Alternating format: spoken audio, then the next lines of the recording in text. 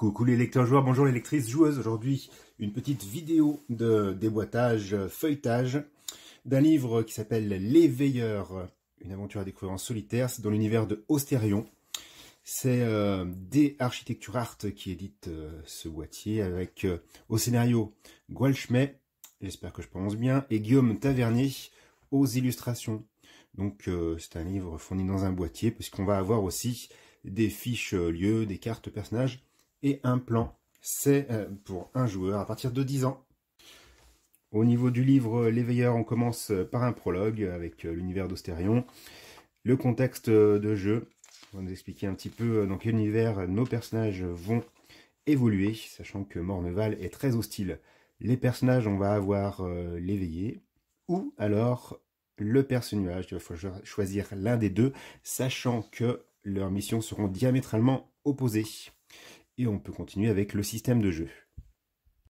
Le système de jeu propose, suivant les archétypes, des points de vie, un certain nombre qui est autour de la vingtaine de points de vie au départ. Ensuite, on va avoir des points de corps, pour tout ce qui est des tests voilà, au niveau des combats, des points d'esprit, la force morale du personnage. Ensuite, on va avoir la combativité et la défense. La combativité, ça va être un modificateur de combat. On va lancer un dé, on va ajouter un certain nombre. Et la défense, c'est lorsque nous allons devoir encaisser des coups. Pour tester une caractéristique, on va lancer un seul et unique dé. Notre score avec les modificateurs que l'on peut ajouter ou déduire, vous nous donnez un résultat. Ce résultat doit être supérieur à 3, il doit être 4, 5 ou 6 pour une réussite. 1, 2, 3 sont des échecs. Ensuite, le combat, c'est la partie que je préfère dans ce livre.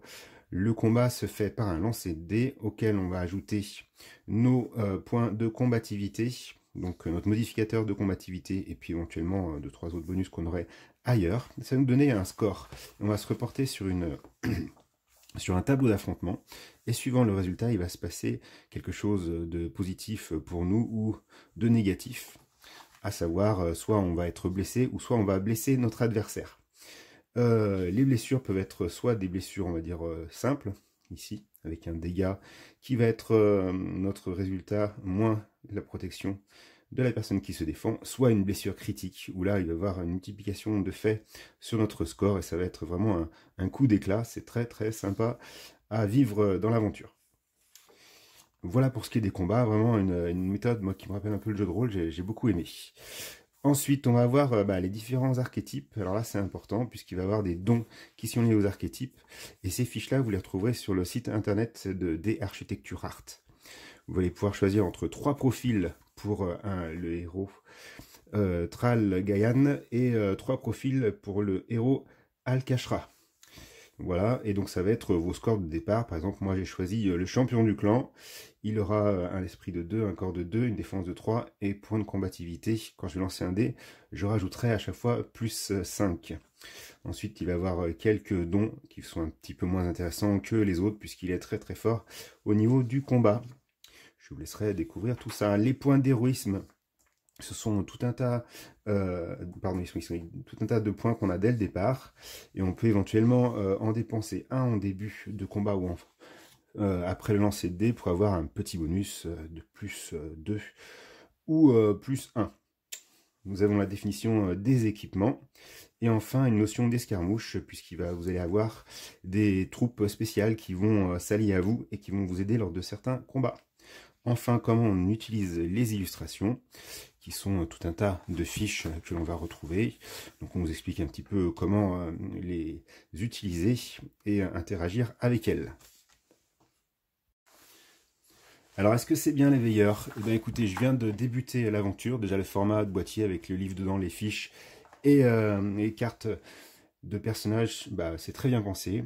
Ensuite, il manquerait peut-être d'avoir les fiches de personnages par archétype, donc 6 fiches qu'on puisse écrire dessus. Voilà, ça aurait été sympa de l'avoir directement. Il faut l'imprimer sur le site. L'écriture est merveilleuse. Je suis complètement happé par cette aventure et la manière dont écrit l'auteur. Un auteur que je vais suivre de très très très très près. C'est vraiment génial. Et en plus, ajoute à ça le savoir-faire de Guillaume Tavernier au niveau des plans, etc.